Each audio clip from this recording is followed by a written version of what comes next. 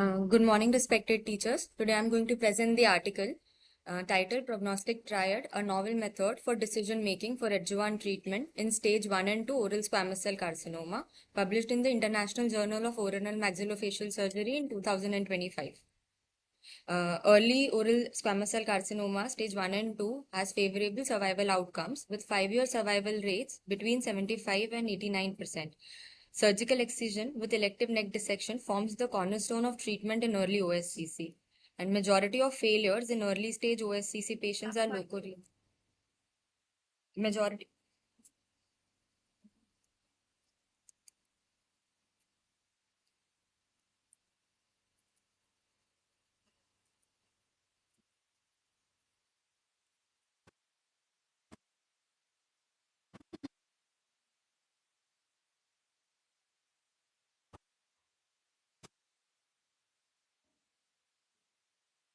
Majority of failures in early stage OSCC patients are loco-regional.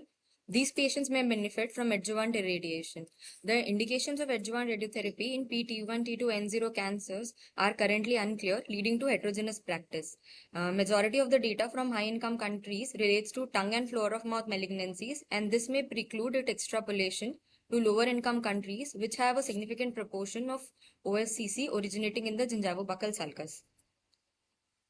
The objective of the study was to determine the feasibility of this approach and to validate the outcomes of this simple and reproducible method to guide decision making on adjuvant treatment for early OSCC, that is PT1, T2, N0 patients post excision with clear margins and elective neck dissection, and to identify the pattern of failure in patients with early OSCC.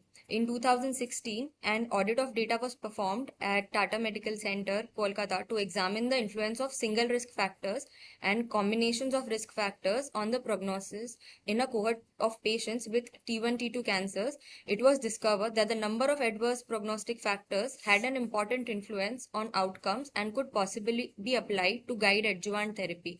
This prognostication was then used to change the institutional protocol for adjuvant therapy. All the patients diagnosed with early OSCC during the period of August 2011 to December 2019 were included in this study. All underwent curative intent surgery and were confirmed to have T1, T2, N0 OSCC on postoperative histopathology according to the AGCC 7th edition. Any patient with close or involved margins, a primary tumor originating outside the oral cavity, who had received prior treatment for any malignancy, who died within 30 days of surgery, or for whom follow-up data was inadequate, were excluded from the study. Subsites other than tongue and gingivobuccal sulcus were excluded from the study. Patients operated between August 2011 and May 2014 formed the derivation cohort, while those operated between January 2016 and December 2019 formed the validation cohort. The demographic data and tumor characteristics were recorded. Details of adjuvant treatment and clinical outcomes were obtained directly from the electronic medical records and the postoperative histopathology reports, which included age, sex, primary site of origin, tumor differentiation grade, maximum tumor dimension, lymphovascular invasion, perineural invasion, depth of invasion, and adjuvant treatment recorded as adjuvant irradiation or follow-up. A total of 1365 patients diagnosed with OSCC and operated between 2011 and 2019 were evaluated, of which 963 patients were excluded as they were stage 3 or 4 or had the primary site other than tongue or buccal mucosa. Of these patients, 402 patients were stage 1 and 2 patients, and 64 patients had close and positive margins. 15 patients had inadequate data or were lost to follow-up, and finally 323 patients were included in the study. The 119 patients who were operated between 2011 and 2014 formed the derivation cohort, while 204 patients operated between 2016 and 19 formed the validation cohort. All the patients underwent wide local excision of the primary lesion with or without bone dissection and an ipsilateral or bilateral elective neck dissection. The defect was closed either primarily or with local or a free flap. The decision regarding adjuvant treatment was taken by a multidisciplinary team based on the audit of the derivation cohort performed to identify the factors indicating an adverse prognosis. 6 of these factors, that is site of the primary lesion, tumor size, depth of invasion, differentiation grade, lymphovascular invasion, and perineural invasion were considered to indicate an adverse prognosis, based on which an algorithm was created by which the patients could be divided into two groups: a low risk group that is having less than 3 high risk features, and a high risk group having 3 or more than 3 high risk features. For patients with 0 to 2 risk factors, patients were kept on follow up, and with 3 to 6 risk factors, adjuvant irradiation was advised. The validation cohort of patients operated during the period of January 2016 to December 2019 were offered adjuvant irradiation. The validation cohort of patients operated during January 2016 to December 2019 were offered adjuvant irradiation depending on this criteria, and data was collected prospectively. All patients treated with adjuvant irradiation received a dose of 60 gray in 30 fractions over 6 consecutive weeks and received their first dose of irradiation within 6 weeks of the date of surgery. Survival outcomes were obtained from these patients' charts. Disease-free survival was noted, and every attempt was made to confirm the recurrences pathologically. The data analysis was done using statistical software. Multivariate Cox proportional hazard models were used to assess the prognostic effects of demographic and tumor characteristics and adjuvant treatment on DFS. The level of statistical significance for all tests was set as less than 0.05. The derivation cohort, which had 119 patients, formed by the operated cases between August 2011 and May 2014. Validation cohort included 204 patients operated between January 2016 and December 2019, for which prospective data collection was done. The median follow-up of patients who were alive at the time of analysis was 23 months for the derivation cohort and 42.5 months for the validation cohort. So this table shows the univariate analysis where all the high risk factors and their effect on the disease-free survival in the derivation cohort was observed. According to this analysis, we can see that the maximal tumor dimension more than 2 centimeter, presence of lymphovascular invasion, presence of perinuclear invasion, and presence of depth of invasion more than 0.5 centimeter showed a significant difference in the 3-year DFS, whereas the site of the tumor and tumor grading did not had a significant difference. This data was then fed into the multivariate analysis, and it was observed that the number of risk factors present had an influence on the outcomes, but none of these factors showed any independent prognostic significance.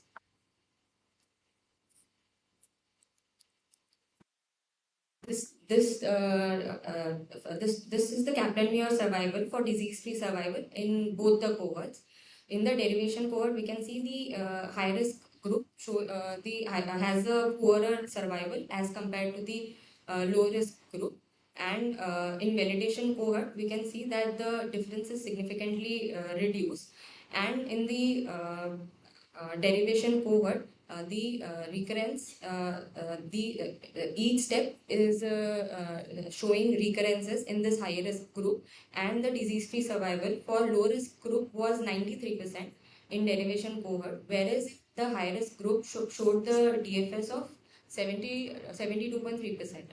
Whereas in the validation cohort, the low risk group showed the DFS of 90%, and high risk group showed a DFS of 85.8%, which was not a very significant difference, hence supporting the prognostic model that was used. The failure patterns in both the cohorts showed that 36 patients in total had failures, of which there were in derivation cohort 16 patients, that is 13.4% had failures, and 20 patients in validation cohort, that is 9.8% showed failure. Local failures were seen in 10 patients in derivation cohort and 18 in validation cohort. Regional failures were observed in 7. Validation cohort was there was regional failure in 2 patients. And in derivation cohort, 3 patients showed distant metastasis, and there was no distant metastasis in validation cohort. This study did not show the follow-up data for these failures, and they did not mention the management for these patients. This table shows the distribution of the patients in both the cohorts and the patients that were kept on follow-up and given adjuvant radiotherapy. So in derivation cohort, a total of 64 patients turned out to be low risk patients, and RT was given in 10 of these patients. So it showed a 15% of over treatment.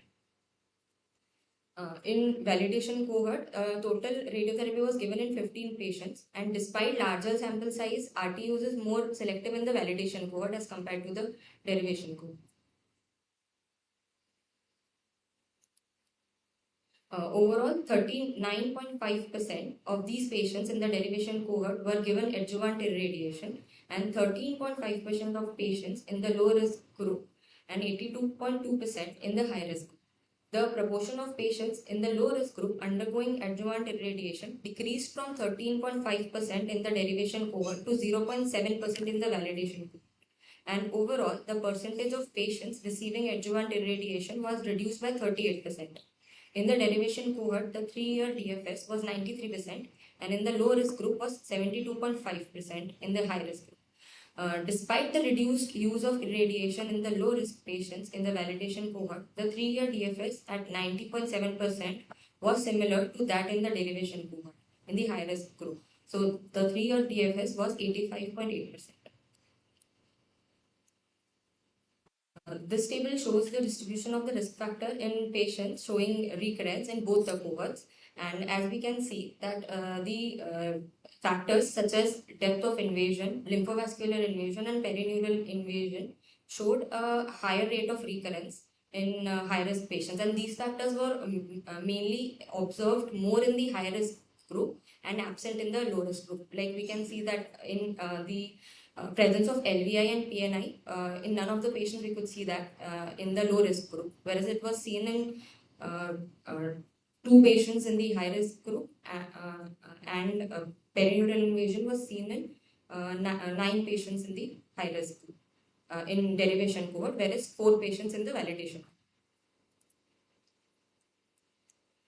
Locoregional recurrence is the main cause of treatment failure, and better local treatment protocols for early stage OSCC are necessary. Presence of a single poor prognosticator as a criteria for adjuvant irradiation in the absence of other adverse factors has been a contentious issue for some time. A better system for predicting the prognosis that incorporates a group of these adverse prognostic features and is accurate, objective, reproducible, and easy to apply is necessary to guide adjuvant treatment properly. In this study, a depth of invasion more than 0.5 cm, poor differentiation, presence of lymphovascular invasion or perineural invasion, tongue as the primary site, and tumor size of more than 2 cm were used as marker for a poor prognosis on multivariate analysis, and none of these factors were individually prognostic.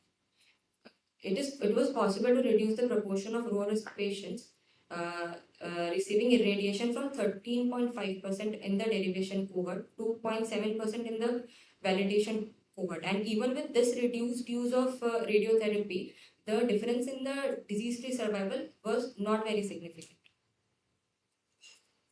In these patients without nodal metastasis, scoring systems have shown improved results in predicting survival outcomes, thus making this a feasible approach to identify patients who will potentially benefit from adjuvant treatment. Elser et al. Reported that tumor budding, worst pattern of invasion, and tumor-stoma ratio had promising prognostic value in early OSCC. However, these parameters were not included in the current study considering the lack of data due to its retrospective nature. Zhu et al. Showed that tumor budding was associated with nodal metastasis, overall survival, and was a significant predictor for nodal metastasis. Whereas worst pattern of invasion type 5 was associated with the high frequency of nodal metastasis and shortened overall survival. Critical analysis. Variables such as smoking, betel nut and betel quid chewing, use of smokeless tobacco, and presence of pre-malignant conditions could not be assessed due to the retrospective nature.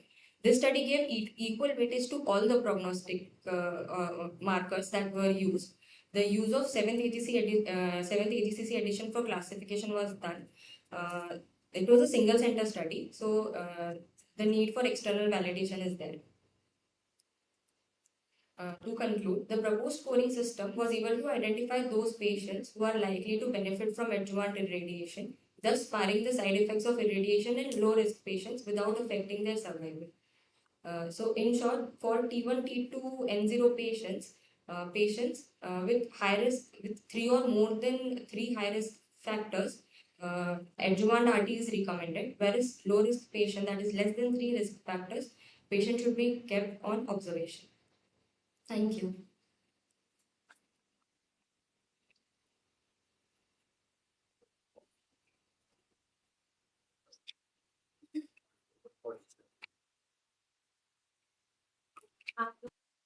Normally even people have क्या treatment करोगे and based on which evidence?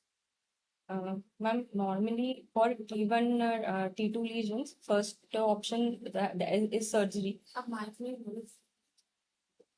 Ma'am, for T1, T2 lesions, the first line of treatment that we prefer is surgical excision with profiling techniques. आगे का Ma'am, after the histopathology reports, according to criteria, if we use this, ma'am, for T1, T2, N0 lesions, there are no clear guidelines at present. What we use in our institute is even the presence of a single risk factor, we go for adjuvant radiotherapy. And the RTOG 950 trial. And they gave the indications for radiotherapy, that is the presence of extranodal extension, peritoneal indication, intravascular. So we have to refer.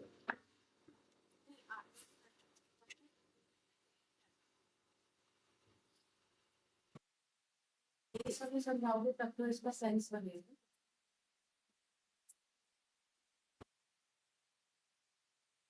Doctor Harsh T1, T2 and 0 उसमें adjuvant RT देनी या नहीं? What is the evidence you know about?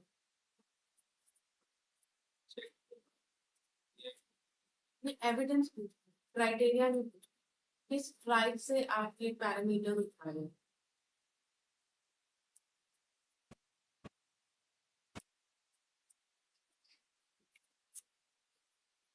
Doctor Arora those pushed out, they basically divided into two groups. So one was long RTM with the, they actually compared the long RT with the, but the parameters which they had alone versus the RT with CTR. CTR. मैं तुम्हें RT की indication उसमें जो factors थे लग so they realized that there are certain factors which were beneficial. The combined trial, in which they realized that there are high risk factors such as EM positive and positive margin, which were beneficial from cisplatin and which were clearly indication of part. But with the lower and intermediate risk factors, LPI and others, it's again it raised on the area because what evidence suggests is that if there's a depth of information of 4 or more than 4, we need a level of section, and then we can decide about the argument. If not, then we have to consider for T1, T2, and 0, we have to do observation. If there's no other risk factor, according to that combined fluid analysis. लेकिन after child बोल रहे हो उसमें आप बोल रहे हो RT में सही बोल रहे doctor Nazi doctor soon because even I am not able to figure out the RT का indication किससे आ रहा है. अभी तो RT versus CTRT आ रहे हैं. And the starting group had the high risk patient. The Bernie trial had the low risk patient. और Bernier में कौन से पेशेंट लिए थे मतलब ऑपरेटेड? हाँ, वही सेम ही था. बर्नी का नाम EORTC वो भी तो CTRT versus RT था. ऐसे ही थे. हिसाब से कंबाइंड एनालिसिस किया था because they were having high speed. Combined analysis किया था तो फिर रिस्क फैक्टर्स कंबाइन किए. रिस्क फैक्टर को रिस्क चलिए रिस्क फैक्टर्स को आगे के लिए उसमें से अगर कोई T1, T2 और N0 में कोई रिस्क फैक्टर नहीं प्रेजेंट तो उन्होंने ऑब्जर्वेशन के लिए बोला. पर अगर कोई भी एक फैक्टर प्रेजेंट है तो T1 if there are LBI, EMI and close possibility, that was the criteria. And here Then we have to go out.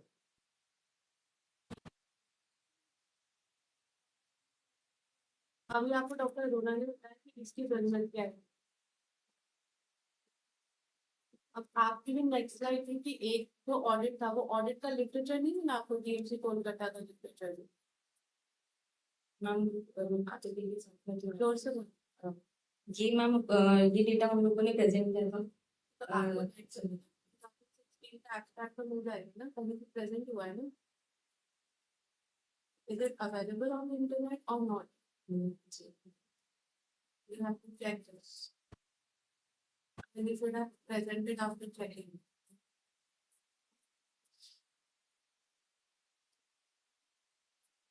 फिर नेक्स्ट स्लाइड पे जाना मेथड पे.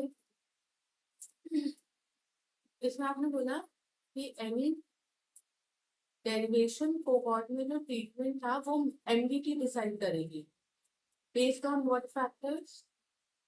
Ma'am all these factors will be the derivation. कितने factors मिलेंगे तो RT करेंगे. Ma'am total derivation towards हम लोगों ने 6 फैक्टर्स निकाले, which areas with 3 और dual status का classification. Step after. अभी तो आप डेरिवेशन कोहॉर्ट का डिसीजन ले रहे हो ना. तो डेरिवेशन कोहॉर्ट के डिसीजन किस बेसिस पे लिया आपने. इसमें पॉइंट आया था कि MDT based on that Kolkata वाला एब्स्ट्रैक्ट. सेकेंड पॉइंट जो है, decision regarding adjuvant treatment was taken by MDT based on audit. इसको डिटेल्स है कि किसको मतलब आरटी मिली हो. मैम वो दो टेबल एक ma'am this was the details for the derivation. ये तो उन्होंने फीचर्स बता दिए. एडजुवेंट आरटी किस बेसिस पे ली दैट भी उन्होंने. कितनों को मिली डेरिवेशन में आरटी. ये तो याद नहीं आपको.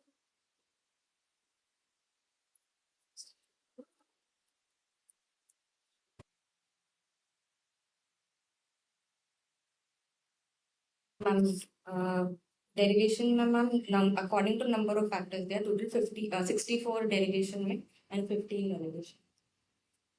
आरटी 10. हाँ RT given and 10. ये जो रिस्क फैक्टर्स थे उसमें टोटल कितने रिस्क फैक्टर्स उन्होंने स्टडी किए. Rate, site. एक मिनट. आप बताने कौन से रिस्क फैक्टर स्टडी किए थे स्टडी में. कोई हमें नाम नहीं आया. Rate, size, perineural invasion, intravascular invasion, and depth of invasion. Size था तो 5 हुए. Ma'am table reading. रेट बोल दिया. साइज, रेट, एलबीआई, पीएलएल और डेप्थ ऑफ इन्वेजन. तो 6 लिखा आपने तो हाई रिस्क 3 to 6. तो छठवा क्या है. Ma'am 6 फीचर क्या है. या तो आपने बताया नहीं अच्छे से या नहीं सुना नहीं अच्छे से.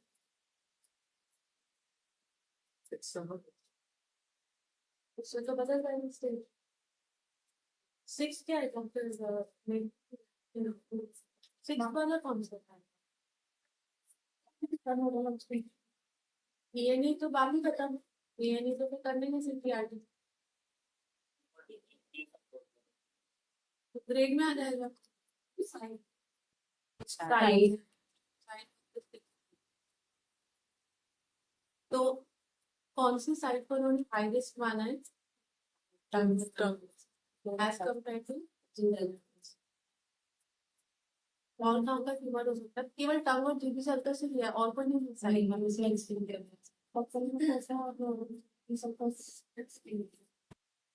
एक्सक्लूड नहीं है जीबी सर्कल्स. tongue या state क्या है बाकी सारे senses. तो मतलब ये बात हुई कि फीचर्स होंगे तो लो रिस्क मतलब ऑब्जर्वेशन. अभी क्या doctor Sumit single risk factor पर हम रेडिएट कर रहे हैं. जो वो टैपलिंग में था उसमें आना आप लोग. इसमें से क्या हुआ होगा कि दोनों में डिफरेंस आ रहा है डेरिवेशन और डेरिवेशन में. मैम ये डेरिवेशन कोहॉर्ट के समय पे they did not they were not very selective about the patient and data was retrospective. So whatever data was collected in high risk, in high risk group, it showed that the patients had more aggressive features such as more depth of invasion, perineal, and lymphovascular invasion, for which recurrences was more. Whereas in validation cohort, the patients were kept on regular follow-up and shorter follow-up duration was there. नहीं आपका derivation का high risk और validation का high risk दोनों में difference आ रहा है ना. तो ऐसा क्या किया वैलिडेशन में कि हाई रिस्क ज्यादा जी रहा है? मैम वैलिडेशन कोहर्ट में मैम आप आपसे मुझे बता सकते हो डेरिवेशन का मीडियम सर्वाइवल कितना रहा?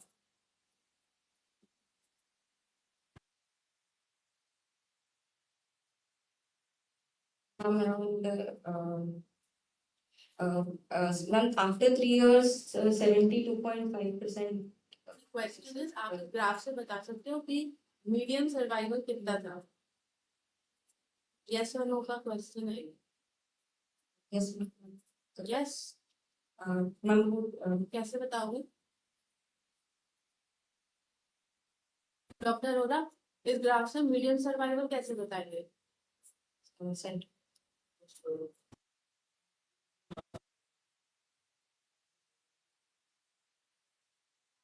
प्रेजेंट करते हो तो आप लोग के पास लेजर भी नहीं होता, ना आपने माइंड चेक किया आगे, ना आपने पॉइंटर रखा है. अब कैसे बताया इसमें मीडियम सर्वाइवल? कैप्टन वियर से मीडियम सर्वाइवल कैसे बताते हैं? Ma'am, having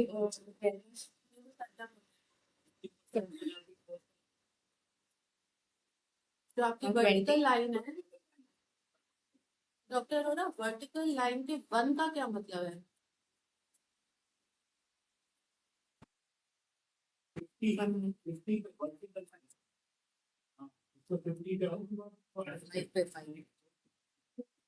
1 का मतलब है 100% पेशेंट अलाइव. अब सर बोल रहे हैं कि 50 पे लाओ. लाओ 50. आपका 0.5 कहाँ आएगा वर्टिकल लाइन पे? आप अभी केवल वर्टिकल लाइन पे ही रहो. 6 के बीच में नीचे 0.6 बस.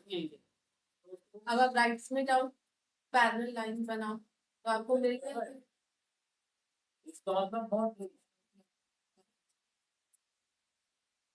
You cannot tell medium survival by this graph. It is not reached.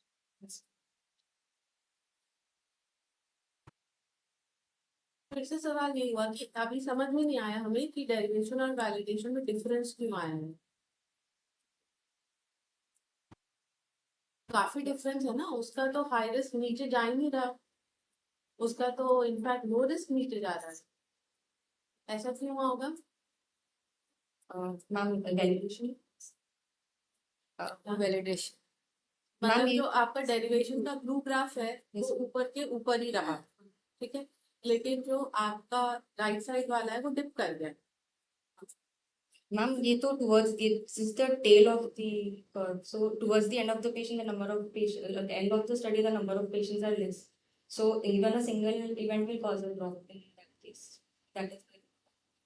But that graph is looking worse than validation is looking worse for low risk than derivation.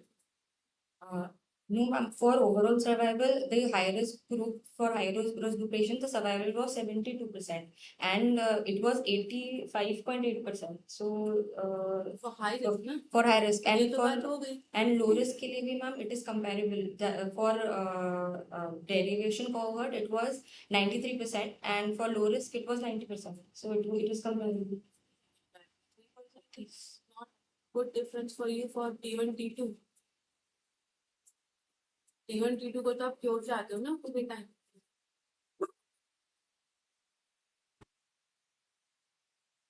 Table पे जाना, बैठ करो. And this is just based on univariate and multivariate.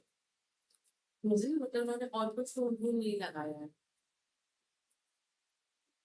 तो आपने ये study करी क्यों है? Ma'am, to analyze, जैसे अभी तो this study does not have any external validation, and it is a very simple tool to identify question आपने स्टडी करी क्यों है? ma'am, so that we can reduce the use of radiotherapy in patients who do not require them. So over treatment can be avoided. There are acute and late complications, so we want to avoid them. Like acute complications, there is lethargy in patients, mucositis, xerostomia, and late there are osteolytic necrosis, presence in patients. So,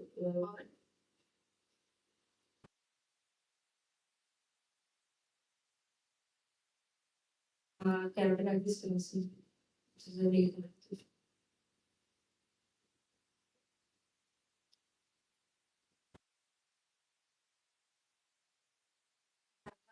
xerostomia आपने बोल दिया sorry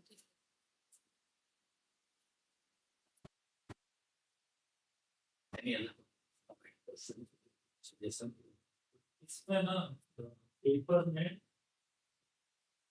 मुझे doubt है कि ये तो very multivariate analysis तो आपने शुरू किया है सिर्फ मल्टीवेरिएट एनालिसिस शुरू किया है वो टेबल वेरी मल्टीवेरिएट एनालिसिस और दूसरा तो आपने मोर देन 3 और लेस देन 3 इसमें कॉन्फिडेंस से बताया कि अगर मोर देन 3 रिस्पेक्ट करें रेडियो थेरेपी मिलेगी हाई रिस्क तो लेस देन 3 है तो नहीं बट ये कट ऑफ निकाला कैसे कहाँ से आया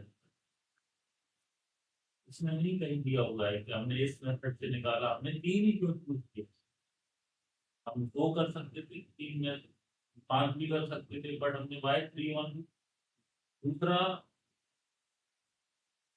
रिसीवर ऑपरेटिंग कर्व नहीं वो किया आई एम श्योर पेपर में होगा आरओसी एओसी भी होगा मतलब ये मॉडल जो बनाया है प्रेडिक्टिव मॉडल बोलते हैं तो मॉडल फिट हो रहा है या नहीं हो रहा कट ऑफ कैसे है और मॉडल फिट कैसे है ये मल्टीवेरिएट एनालिसिस करते हैं फर्स्ट क्वेश्चन का आंसर दो सर मल्टीवेरियस एनालिसिस में इन लोगों ने सिर्फ पेशेंट्स डेटा के बेसिस पर ही बताया कि they just concluded using the univariate analysis जो भी आया सो इट वाज फाउंड कि सिंगल फैक्टर का कोई prognostic effect as such individual नहीं था but on multivariate analysis these factors were influencing the DFS as derived from the derivation cohort. So according to that data, they derived कि हमें 3 factors decide करना है. So so they've not mentioned that table in detail. They just showed the result that they found. Sir, univariate में we can only see a single individual factor that shows the effect, but in a multivariate analysis we can show the effect of cumulative effect of all the factors and the relation to for the outcome.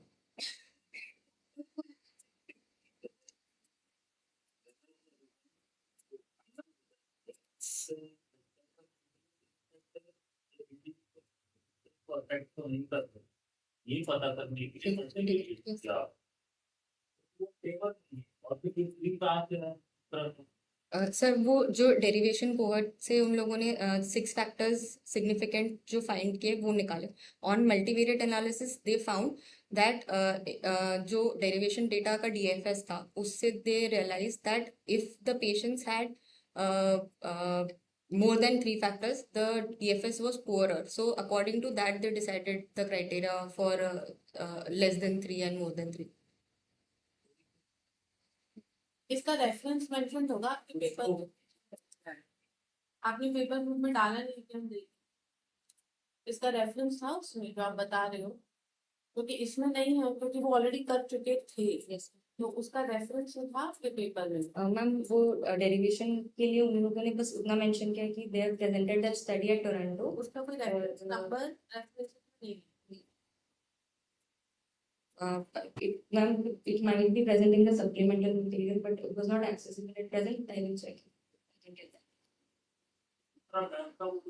Valid था कि ना validation part में इतना difference कैसे आ रहा है आई risk और low risk दोनों ओवरलैप कर रहे हैं एक दूसरे को मतलब there is no difference in survival तो इसका मतलब है जैसे आपने कोई डेरिवेशन कोहॉर्ट में कोई स्टडी किया उसको फिर सेम रिजल्ट्स को आपने अप्लाई किया वैलिडेशन कोहॉर्ट वैलिडेट कर रहे हो ना आप फाइंडिंग आई पर उसमें तो कोई डिफरेंस था ही हाउ कैन यू से your study is important Sir, because in validation cohort, we had a large group of patients in the low risk group.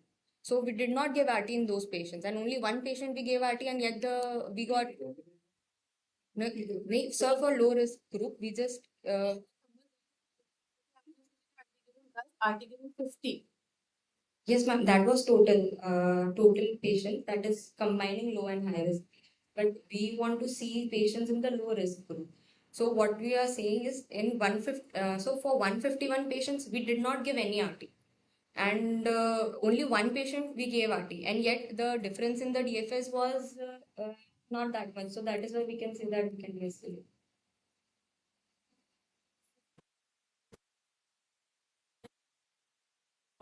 High risk price कर रहा है जो आपने कैप्टन में दिखाया था वो ओवरऑल पॉपुलेशन का दिखाया था नहीं वो मैम केवल डेरिवेशन, एक तरफ केवल डेरिवेशन था और दूसरे में है यस तो इसका मतलब ये है कि सर्वाइवल बेटर हो गया हाई रिस्क।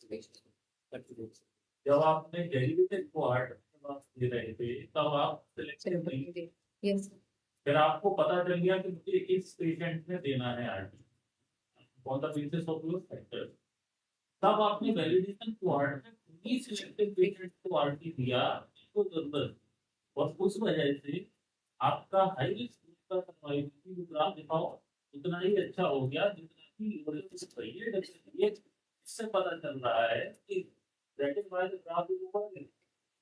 आप देखो यहाँ क्रॉस कर रहे हैं यहाँ आपको पता है, तो आप रैंडमली या जो भी पहले से डिटरमाइन करता है उनके बेस पे आरटी की value now starting RT only those patient who actually require, इसीलिए उनका सर्वाइवल ग्रोथ थोड़ा विद्यता हो रहा है। That is the reason I think this is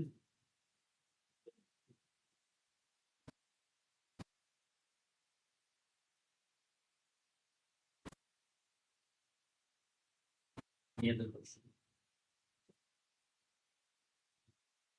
Next first question doesn't just end just for general treatment for T1 T2 European, तो आपने कहा वाइड एक्सीडेंट इसमें चल wide accident and profile accident last was the treatment of choice when 70 is not only the treatment of choice even means we can primarily and get various up to either 80-50%. Second, prophylactic antisepsis. Suppose we have a given region of the upper. There is a question whether it's prophylactic antisepsis. No. One region है तो हम लोग ज़्यादा 1 centimetre का legion और उसको क्यों आपको prophylactic antisepsis तब करने का आप सोचते भी हो, you have to see the factors and then decide which prophylactic antisepsis. Because antisepsis are complicated. Either you want to use trauma or whatever like that. First आप 50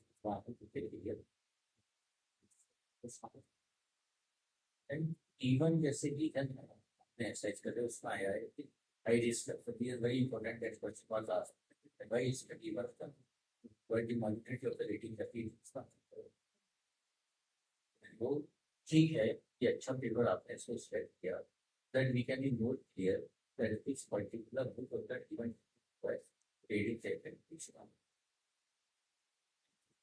अब मेरा अगला जी आपसे एक क्वेश्चन है, beside this clinicopathological markers for deciding high risk group and low risk group of the colon cancer, what are other markers? Though it's not in this paper, but general question. Let's check. Look tobacco. And Tobacco. tobacco smoking. Side can be also the side open. Size will come in the clinicopathology. Size.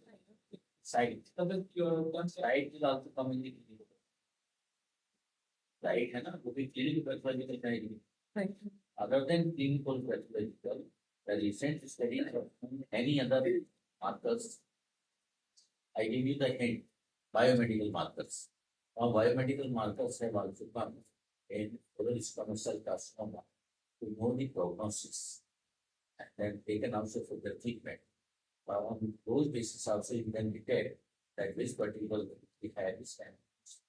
किसी ने सुना है हम तीनों में से biomedical biochemical और genetic markers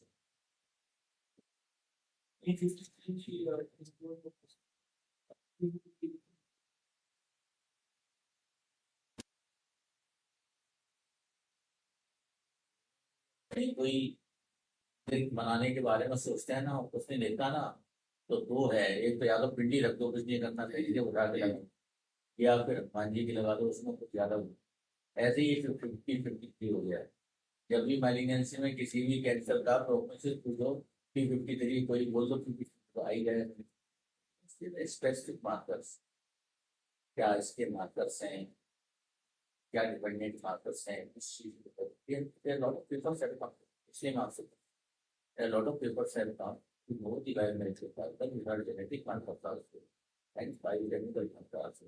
Is cycling and peptide and there's so many group of the big group of the marker which has come which can show you that this particular oral cancer having poor survival and like express symptoms. And whenever there is a overexpression of that marker, then you change your treatment, right? And whether you require to do aggressive treatment or non-aggressive. एक बार नाम बता दूं, what is LMCT? मैं जिसके लाया हूँ, what is LMCT? When 131K. इस बार cyclin CD के बाद NADC. Yeah. Cyclin D1. What is cyclin D1 overexpression? The marker for cell cycle progression, if there is overexpression of it, that cell is replicated. Because progression of G1 and F15. That's what the prognosis. What is 16 MIR again? 326 MIR. MIR नहीं बता MIR ने बता दो. बाकी तो micro RNA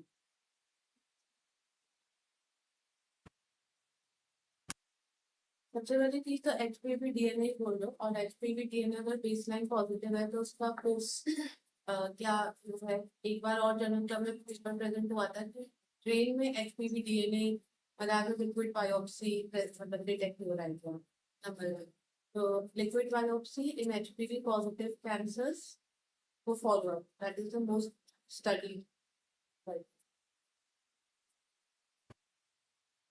Another question. Thank you.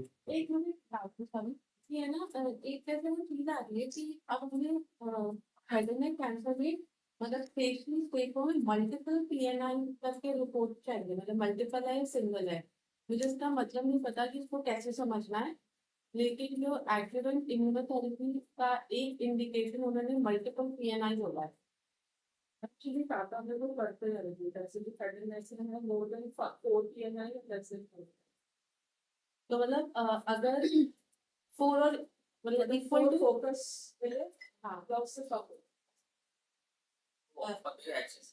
Sampling करते हैं अपने सैम्पलिंग को करते नहीं एक्स्ट्रा इक्विपमेंट वगैरह रिक्वायर्ड नहीं